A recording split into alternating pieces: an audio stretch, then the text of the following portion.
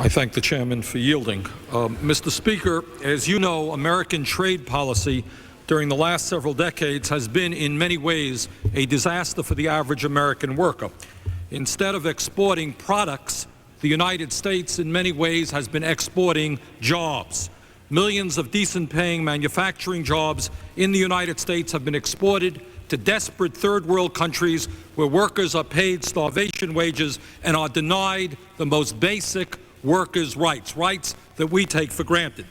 This policy is unfair to American workers who are losing their jobs and seeing their wages decline, and it is equally unfair to the desperate workers in impoverished countries who are crying out for dignity and basic human rights.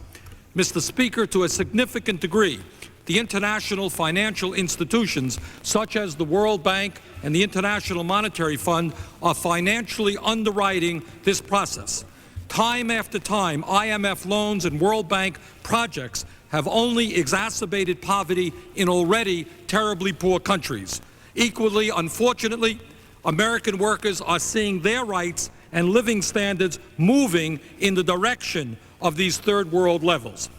Mr. Speaker, the amendment that I introduced that is incorporated in this bill as the encouragement of fair labor practices is a very simple but important piece of legislation.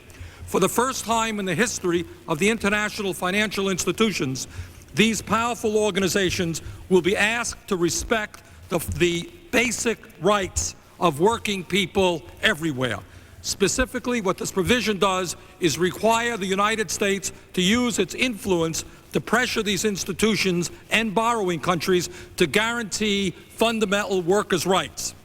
This is extremely important to American workers because without fair labor practices, multinational corporations are often encouraged by economic factors to take advantage of labor forces who are easily exploited.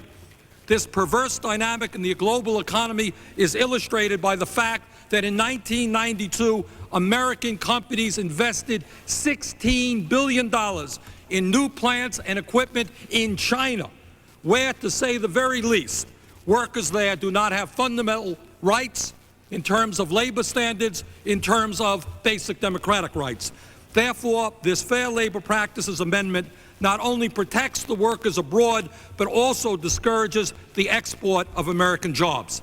It begins leveling the playing field internationally so that hard-working American workers will get a fair shake in terms of protecting their jobs. Mr. Speaker, the United States government should be working hard to protect decent-paying jobs in America and at the same time trying to improve the standard of living of desperate workers throughout the world, and this amendment does both. I want to take this opportunity to thank Chairman Obey for his support and for incorporating this amendment into the Foreign Appropriations bill, and also Subcommittee Chairman Barney Frank for his strong support for this legislation throughout the entire process. Thank you. Time of the gentleman has expired.